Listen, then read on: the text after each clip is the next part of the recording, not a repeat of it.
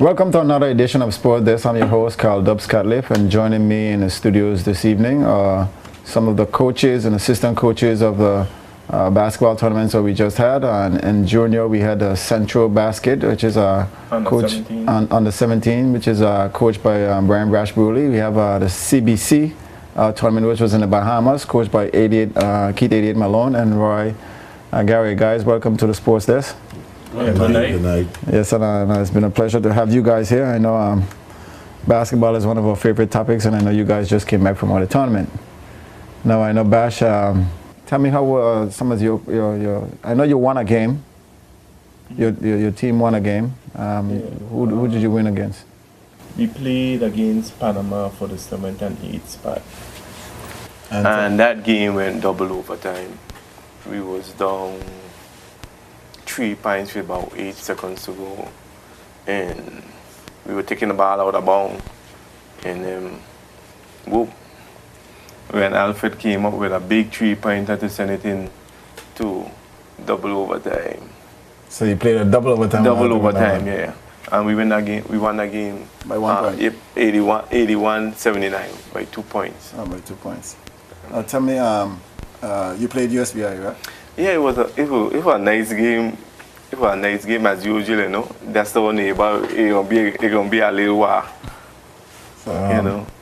And they basically we didn't have no height problem. So it was, and the guys then were done they done settling and everything. But it come down to basically we have to start preparing the team a little earlier. That's basically. What do you think we could do for the height advantage? Stretch them. Like I know we have a lot of youngsters and going to school in the U.S. right now. How helpful was that to your team over there? We have really played big. Shaquille Humphrey. I'm going to soon have a surprise coming up to the senior national team in a while. And Shaquille Humphrey, you're talking about? You'll be surprised. We have on Gary, point guard. He was awesome. He had his own fan club over there. He basically tear up that tournament, you know. So in about, I don't want to say, I would say in the next year, but you know, say about two years in senior national team with on Gary, definitely. Now, I know you had some assistant over there. You want to, shout out a couple of the assistants who work with you over there? Yeah, we had Trevor West, Steven from Virgin Garda, played a big role, and we had our trainer Dobbin Scatliff. And I know you had and our manager Ralston Williams. I know you had your center's from Virgin Garda too, yeah? The big guy. Yeah. Shamoy George. Yeah. How did he play? He didn't play bad. Coming on to the last 3 games. He got, as those tournaments, the intensity high, you know, it'll be hard games, you know, and basically pick up a lot of injuries. He got his ankle sprain in the 2nd game, and he didn't play in the game with USVI. Okay. He was out with a sprained ankle. So let me ask you. Back-to-back games, preparing for these games, do you think we did a good job in preparation with our kids for a tournament such as this one? Yeah, for the time that we have and the obstacles we have to deal with, you know, I got to bear down on the federation a little bit because, you know, and before I go, I like to give a shout out to my boy Breeze. You know, from Platinum Trucking, he gave me a little help out with the transportation here and there. You know the Chubby had the big gym all the time. Right. Now, that's a topic I think we need to talk about too. Yeah, I think I'll take that up with the Vice President Yellow because he's here. He might be able to give us some input on that. But all in all, with your team, you felt first time going into a tournament like this that you were satisfied? Basically. Or you think there's something that could have been done? Yeah, definitely. I think we're dealing with the big boys now. So we have to spend a lot more time and a lot more money. I hope the Vice President listening to me. Because they advantage the small team. You're going to spend a lot more time, a lot more money if you want to compete with the big boys. I think we could compete with the big boys. No, you didn't have any situation as far as passport issues for any players and stuff like that? Well, I know rookie on the block. I make sure everything. I make sure. And I like to give a big up to Miss Baptiste. You know, we normally deal with that stuff. Early. Yeah, early. Get her out of the way. Okay, now, Roy Yellowman-Gary, you as Vice President of the Basketball Federation, I know you heard a cry from our coach Brash Bruley here. Give me your input on that. First, let me address the rookie and the black part. Listen, we knew from the going that it's going to be hard with the players, but we thought it was time that we took a stand with this passport thing, and as far as USVI are being allowed to bring anybody that have parents, or grandparents, or great-grandparents are born in St. Thomas and play for them. And then we know the BVI is not allowed to do the same. So we thought we had to push the hand, and we did that. I mean, we came up short, but at least they allowed us to play Rashid. So now the gate is open. It's up to the government now to assist us by issuing these passports for our players. How in that sense. But we already done our part. I mean, sometimes when it seems like you have lost something, you actually won. And I think this is one of those cases. It's on us now. It's not no more CBC. It's the government now to stand firm and assist us, because the thing is the guys are eligible for passport just mean that they have to live for 5 years.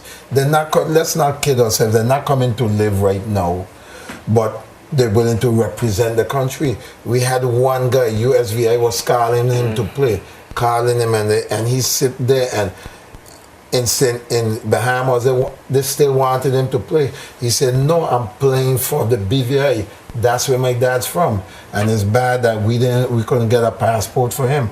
But he stood there behind the bench every game and cheered with us and refused and told the president of the CBC and Are we talking about do it? Do it. And said, tell them playing out. I'm not playing for you. In case you guys are wondering who do it is, you know, a lot of you guys wash your cars down at Duff Bottom.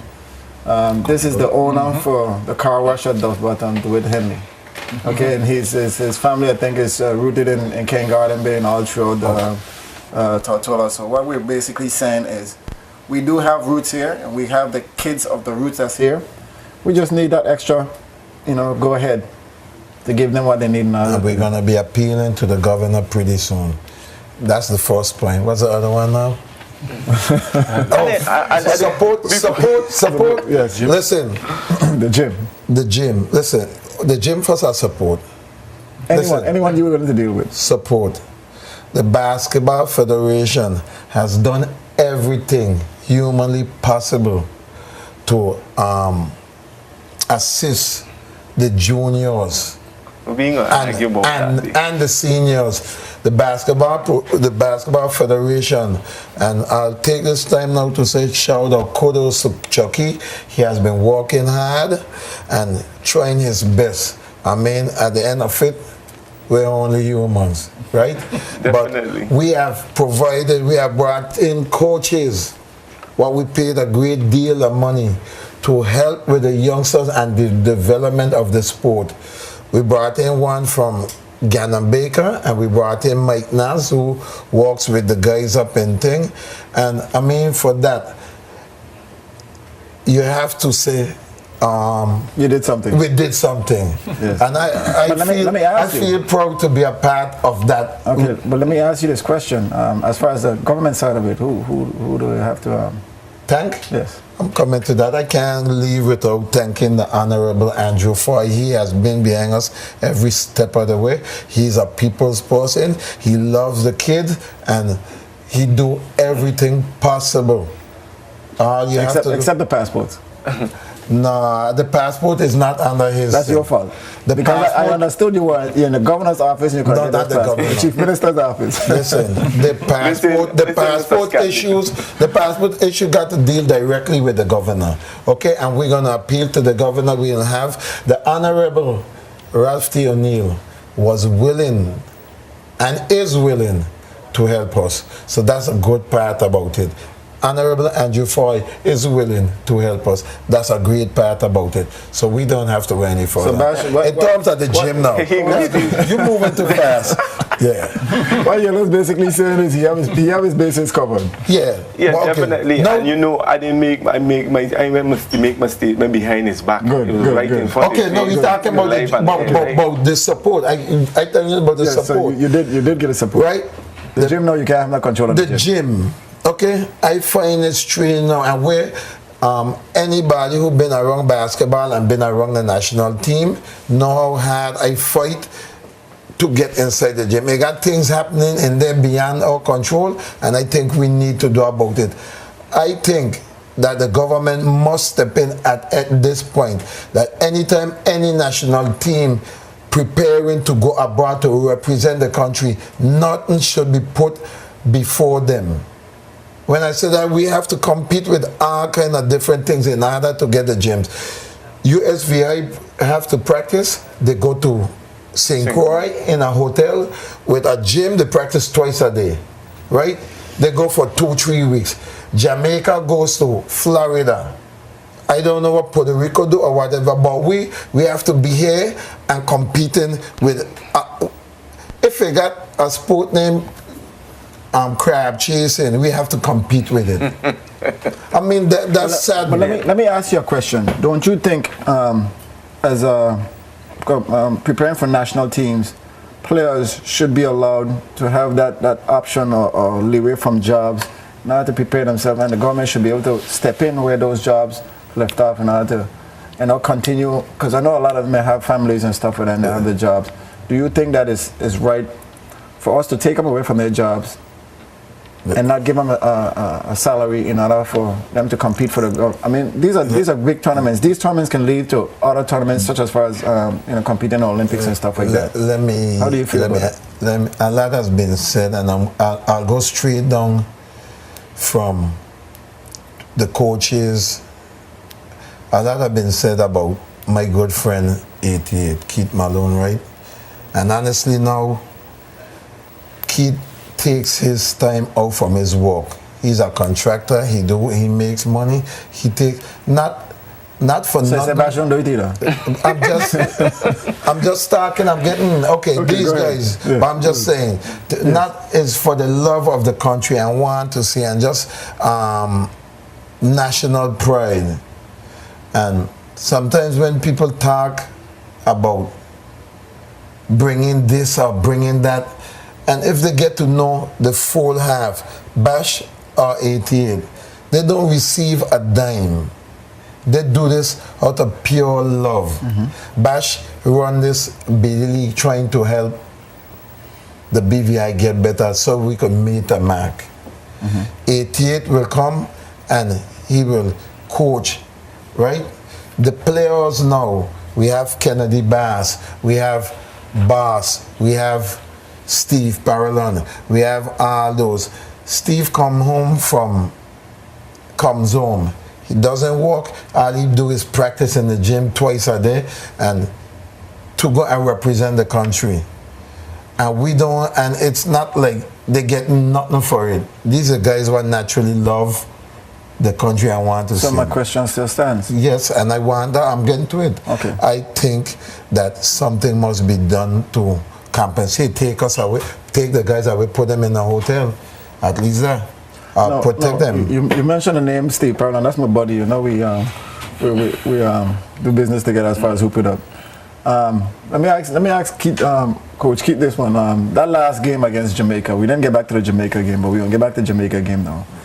That last shot, who better would you have won that ball? Who better hands would you have won that ball than besides Steve Parolon? I'm talking to the coach. I'm not believing him. At that point, to tell you the truth, from the sideline, we had designed a play to go to get the ball into Rashid the first time around. However, the team knew that with the ball in Rashid hand, he had the penetrating ability and probably to hit that or make that bucket or whatever the case may be. However, the second time around, the ball got deflected. First time it got deflected, we got back the ball. When Steve take that shot, honestly, I feel no way. No, it's not a matter of choice. Right. Steve had hit maybe 2 3-point shots that had kept the team close to Jamaica and had us down by 1. He was wide open. He took the same 2 shots and it just went in and out. Right. I feel no way about that shot. It's just one I wish that went in. After that shot, I sat down and I spoke to Patrick Ewing Jr. and I said to him, I said, I mean, this is your first tournament. Give me your synopsis of what you think. He said, let me tell you something. I played in the NBA, and this is one of the hardest tournaments It is. he had ever played in, because you're actually playing, 6 days of straight basketball. Hard, And intense basketball. not just our team, but I look at all the other teams as a trainer, and everybody had no legs. Everybody was out of the whole, they were just waiting for this thing to finish. So he said he had opportunity to make 2 shots. He made 1 and threw the ball at the basket, and he said, well, that's it. He just hoped that nobody got to, because it was down to point something of a second now. And I tell you, he was just glad to get it over with.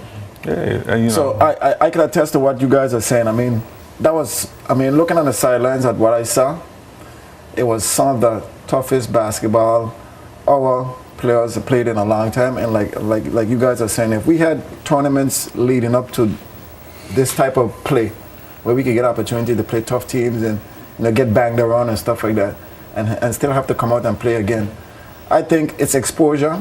It can't do us no more harm than good.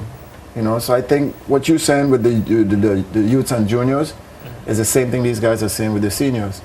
And if basketball is to rise in the British Virgin Islands, I think the federation, government, coaching and assistants and stuff like that, it all needs to come together.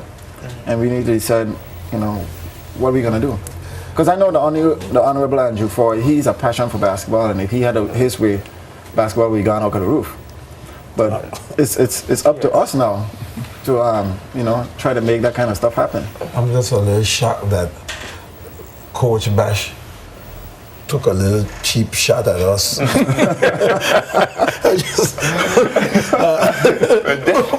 Because Bash, no. We try. I know you don't. I know he knows exactly what we've been through and what we try to do for the kids, right? But one thing we got to do too, and one thing, but to be honest, basketball is falling on the wayside, right? For whatever reason, back in the days when we used to play ball, 7 o'clock, we already played 3, 4, 5 whole courts, 5 whole courts. Now these kids come on the court with slippers and they start the first game at 7:30. You remember back then he had no lights. So you had to do what you had to do. Yeah, but 7:30 and you playing ball and they playing whole court in slippers. We never play. You ever play ball in slippers? No, I haven't. Never. But at 7:30, So- I think they should be home in the books at that time too. We falling. I too agree with that statement, because once we put the right thing in place, I have a strong feeling the world don't have a problem with the BVI But when it comes to basketball. I totally agree with you too. BVI is coming and Yeah, up and up. but for right now, we have to put the right things in. My question is to you guys, right? Is, like I said, we have a lot of up and coming people that's in basketball now from the high school stage in the US. We have the college guys that just went out, who's going to be coming back in, filtering into our community to play basketball. Now, this is a part where the government or tourism board or whatever can join in and assist, because right now they're playing basketball overseas. We're looking at trying to bring revenue back to our country and trying to keep doors open. And I've been saying it for a long time. I think we need to start looking at sports tourism as a product in order to bring revenue to our country. Because like I said, once these guys are out, utilize them. Other countries do, even in the other sports. We have 5 out of 7, which is BV Islanders that just went to school.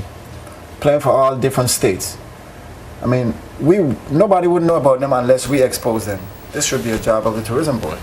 You understand my point? Yeah. So then, you utilize the guys and say, listen, you're there, so you're a marketing tool for us. We got the same little guys in high school. They're a marketing tool for us. I mean, use that as a gateway.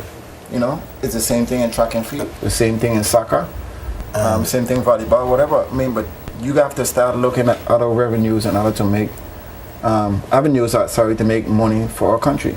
Because like right now, it's a dead season. Schools wants to come down and train. They're gonna spend time in your hotels. They're gonna utilize your venues. Yeah. They're gonna bring money. Yeah.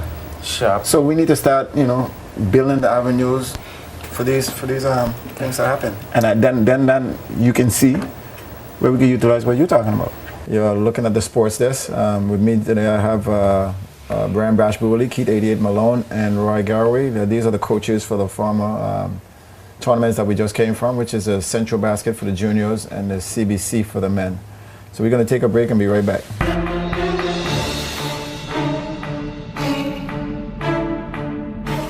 Want to save money and still maintain that style?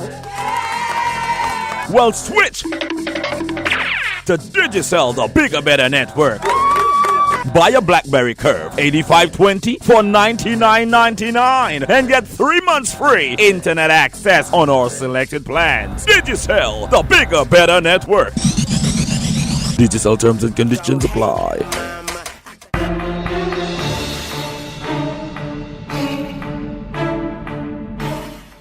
Welcome back to the Sports Desk. We're talking basketball tonight, and like I said, joining me tonight, I have Brian Brashbuli, Keith 88 Malone, and Roy Yellowman Garraway, and these are the coaches and assistant coaches for the past two tournaments, which is the Central Baskets for the juniors and the CBC tournament for the men. Now, if you guys are just checking in and you wanted to know what was going on, if you wanted to drop a line, you can reach us at the Sports Desk at jaffix.net. If you guys want to have any information on topics that you'd like to see, or some of the players or some of the persons that you know, once again, you can drop us a line at the Sports Desk at jaffix.net. Now, let me ask Coach 88, your selection of Rashid over the other players. I mean, it was a decision made by the management. How did you think that was the best situation at that time for us? Well, at the time, yes, because we were hurting in that area in terms of point guard. Kelvin's issue was, of course, he's off to school and he had to be in Barbados prior to leaving to the tournament, and his passport didn't come back in time, and he had to wait here for it. We had DeWitt Henley, who's a shooting guard, very good shooting guard, and we had Willis, who is a forward. So therefore, we were hurting in the point guard area, and Rashid, between me and Roy, who was my assistant coach, we just thought it was best that the team needed a point guard to even sustain. And he played a big part for the team. I think it was the right decision. Now, take me through the first game. I know the first game was supposed to be one of our easiest games, but we ended up playing down to the wires. Well, as I told you, when you step on the court, it's 0-0, and then who wants it the most? That game, we ended up wanting it just a tad more. I think it was a game that I don't think we needed to play that hard to win the game. However, Coach Bash had told me prior to going into the game that I needed to have a little bit more scrimmages so that, we can find out what the guys can do and, tweak the team a bit. But when we got there, we got a surprise, because prior to that, we were ready to go if we had all guys. Yeah. There's no doubt in my mind, if we had all guys that was there, including Kelvin coming over, this tournament we could have won this whole tournament. But however, there was a number of guys playing out of position who had to step up. Who was playing the number 4 position had to play the number 3. Who was playing the 3 had to play the 2. So at given times in the game, we played well, and at other times, I think that we didn't execute as well as we needed to, and that made the game a little bit more tougher than I anticipated. Now, let me also ask you to, given the fact that you couldn't play a full team, how did that make you feel and how did that change your game plan? Well, you know, as a boys coach, you got to be prepared. So that I was, you know. So we just had to move some guys and tell the guys, you know, you're going to be playing out the position. You just got to go in and play big minutes. And so it was just a matter of shifting guys around. And when I got comfortable with certain guys in different positions, we, you know, me and the assistant coach, we discussed a number of things before we made moves. And, you know, so we came up with some solutions. Now, we also had one of the biggest men in the whole tournament, which is our center, Cleon. I mean, from a coach's perspective, what do you think of his role? Well, you know, Cleon has a lot more to learn in terms of basketball. He's a late bloomer. However, he's a fast learner from the inception of when I first met him. But really and truly going to those type of tournaments, you can't buy height and 7 feet. I tell you, if you don't have him in the middle, I don't think we wouldn't be competing at that level where we are right now. And people look at him, you know, as a big guy. He should get all the offensive move and all that. That's coming. I can see it coming. However, his ability to block shots and make it tough for the other team to score, sometimes that's all you need. So I think Cleon did his job as far as I'm concerned. Rebounding. Yeah, because basically he always ranked number one. Yeah, and in the first tournament he played in Puerto Rico, he ranked, I think, was number 6 in block shot. So you could see the improvement.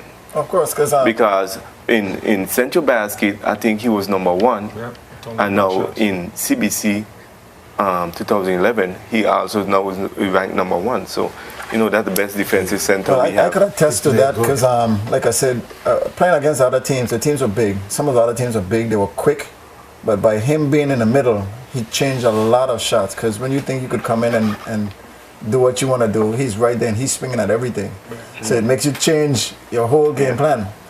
You know, I mean, now, Idiot, two of our biggest games, St. Thomas and Jamaica. Run me by that. I mean, you're in yellow. Well, because you know, playing against St. Thomas is always like a grudge match. Yeah, you know? it is. You know, and they're the one that won the tournament. It's always interesting because I'll step back a bit. When I saw Bash, you know, they didn't quite get it together with the first couple games that he had. As he said, he felt he was outpowered. And I told somebody here that, listen, they're going to play St. Thomas, but let me tell you something, that's a good match. Them boys going to feel that's some homies they're playing against, and you're going to see a different ball game. However, you know, the score got close for him compared to the other two games. But with our game, moving back to our game, it was just two big shots by Kevin Shepard, Teagan, who's a veteran with the U.S. team. He just had two big shots coming to the end of the game and end up losing by 5 or 6 points. And one of the key to that game was oh God, we were outnumbered. We just had it. Oh God was crying out for sub, and we were like, no man, you gotta suck it up, you gotta go. I mean, and that all come down because we didn't have the team to really match up, but we played good. The guys left everything on the court. We were short staffed in terms of, as Yellow was saying, in terms of the guard. But however, you know, I give credit to the whole team. The guys came out, and they played. A couple of the guys who were there, they were injured. Banana was injured, who's a rookie on the team and played very well for his first year. Malik, he was injured, played very well until he got hit. So to wrap it up now, guys, Bash, you give me your wrap up on your whole tournament and what you thought and like I said, where you think we should be. Okay, definitely. My goal will be basically, I didn't like the blows from Puerto Rico and Dominica. And Santo Domingo. Yeah, Dominican Republic. So definitely, I'm going to start preparing a little earlier. And sometime, you know, the way and the federation or something, they tell you 2 months in advance you got a tournament. Right. Let me know we're going to a tournament in advance. A year in advance, like everybody else. Yeah. Why Yeah. this man keep hitting? And Hold on. keep and put in place whereby we have a special team that travels. So let me ask you a question. Hold on. Are you basically saying that the federation is not feeding out the information as fast enough for us to know how to prepare? Is that what you're saying? Can you read between the lines? So hold on. I gotta get back to you know. How many people is in your federation? Do you have a public relation in there? Yes, we do. Do you have somebody that dialogues with all these other countries or all these the Yes, FIBA we do. Federation? Yes, we do. So why is it that your information can be related in a timely manner? Listen, every coin has two sides. You heard one side. Okay, I'll get back to you now. Okay. Okay, Bash, you finish it. Okay, definitely preparing for Puerto Rico, Dominican Republic, the rank under the top 20, top 30. So you're going In the world. You're going for the big dogs one time. Yeah, we're going for the big dogs, you know. Yeah, 88. I was asking you about your views on where we could take this and what can we do in order to Well, get the basketball. like I was saying, with basketball, it's not a one-man show, it's a team effort. And first I'd like to thank the entire team for coming out, those guys, whoever came out and trained hard to represent their country. I'd like to thank the Federation for their input. I'd like to thank the government for their input. I'd like to thank my assistant coach, Roy, for his input in terms of going to the tournament and finishing fourth. I would like to finish higher, but unfortunately, like I stated earlier, we had our challenges. But all in all, I think the tournament was a learning experience. I've learned from it. The Federation brought in some coaches, gave me new ideas to add with what I had, strengthened some of what I knew, refreshing me of some of what I knew. And so all in all, it was a good experience for me as well. In terms of basketball moving forward, I think some kind of campaign has to be put on in terms of guys having national pride. Meaning when you step on a court, you just refuse to go down. Not saying that the guys didn't fight, but I really see a lack of it compared to when we used to play. And I'm pretty sure you guys could attest to that. I don't see the same national pride, intensity, the want to win, and if you do lose, how much it means to you to get back on the winning side of the bracket. So it's something that I think a campaign has to be done. You could use Jamaica as a role model in terms of that. Anywhere you go, you see a Jamaican flag, a Jamaican T-shirt, or whatever the case may be. I think we need to start seeing more BVI flags and more BVI T-shirts and more BVI. Paraphernalias out there. You know, yes, right. More appearance in terms of that to get national pride. And one of the things I think that we need to do is once guys are selected to a national team, I think a better job in terms of rewarding doesn't have to be monetary, but in terms of all that they can get in terms of their gears, their bags, sneakers, warm-ups, anything that when they walk in the crowd, it says that's a national team player, and that player can stand out. That would help guys to be more in tune to what they're doing, not just think that I'm in for a trip, or I'm just here because I can play. I'm here because I'm representing my country. I want to win, and I'm going to play and carry myself as that person. Okay. What about the players that we have overseas that are new and wants to come and play for the British Virgin Islands? How would you address something? Well, like for example, what we just had. Well, we put a campaign out there, and I think it's something that we can explore, continue to explore. It's the first time I think that we have done it that way, at least with me coaching. The Federation went out and a number of guys probably did some research, put it out there, and there where we found Rashid and DeWitt. These guys who's out there abroad and want to come home and represent the BVI. I think it's something seriously, as mentioned earlier, that we need more assistance in terms of the government, in terms of the powers to be, to issue passport to these guys is something. Not that we're giving it away. Not like we're saying, okay, here's a passport because you want to play. They have roots, and like everybody else, any other country with players who have roots and belonging, deemed to belong, with the dual citizenship and having a choice to represent the BVI. And at some point, you should feel honored that somebody wanted to come represent your country, vice versa, the other country. I think it's something that we should look into and don't discourage the guys from trying to represent the country. Okay, now I come back to the Vice President. Now you have the last say, based on some of the information that you've heard, I know you do agree with it, but anything that you would like to add? No, I'd like to you speak on behalf of the President as a Vice President, I too echo the same sentiments that Keith Malone just talking about. And with Bash, I do acknowledge his cry, what he needs. I mean, as a coach, it's hard to prepare a team without proper thing, but the association could only do so much right. at any given time. And unfortunately, this is one of the times, and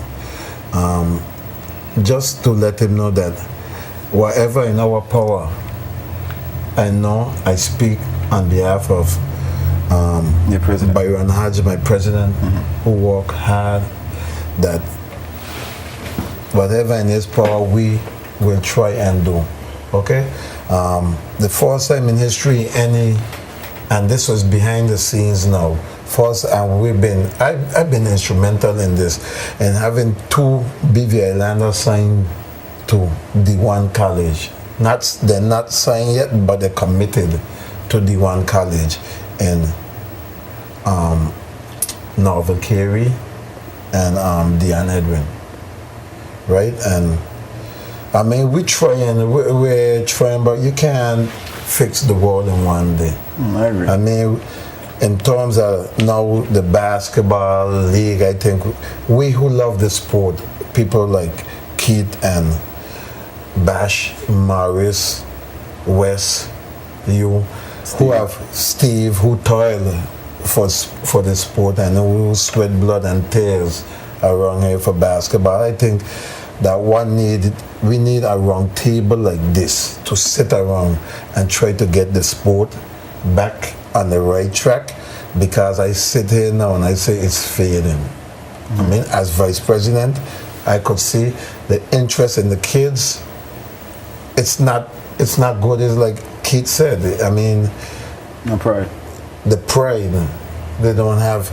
I mean, after the Kennedy go, after the Reese go, after the Bolo go, after the Trigger go, after those guys go, they look around basketball. I figure if we don't catch it now, it's gone. That's my feeling. I too, guys, would like to, first of all, I'd like to thank the Federation for giving me the opportunity to travel with you guys and see firsthand some of the situation that you all face, and I could attest to a lot of the stuff that you guys are saying. Also, I too would like to see the sports move to a different direction. But like you said, it can only do so if you have the right people in place and that can sit down and agree to disagree and make the proper decisions in order for stuff like this to happen. I know we have to, everybody is saying that, we lean on the government, but the government has to have an input on whatever decision that we want to make. And they have to also sit down with us when we, plot what direction we want to go, so we could get that further assistance. Before I go, I just want to let you know that the minister is supposed to sit with Brian and myself. The minister of sports, Honorable Andrew Foy. We have a plan to where we could try and at least work with the younger kids with a coach and everything. So he's trying his best to assist us. So with that, I'd like to take this opportunity again once more to thank the Honorable Andrew Foy for assisting the Basketball Federation, basketball on the whole, with everything. Okay, folks, I'd like to thank you guys again for tuning into the Sports This, Another Nation. Like I say, if you guys have any information on teams or players, coaches, or sports, and you want to see viewed or you have concerns, I mean, I've been trying to touch into a couple of the other sports, and I'm still trying to get information on them. You can drop us a line at the Sports Desk at jafix.net. That's SPORTSDESK at JAHPHIX.net.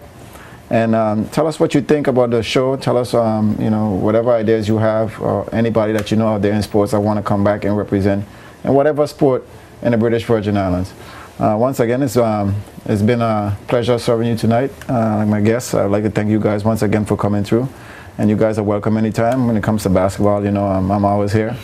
And I want to say to all the listeners, good evening. And once again, this has been the Sports Desk. Thank you.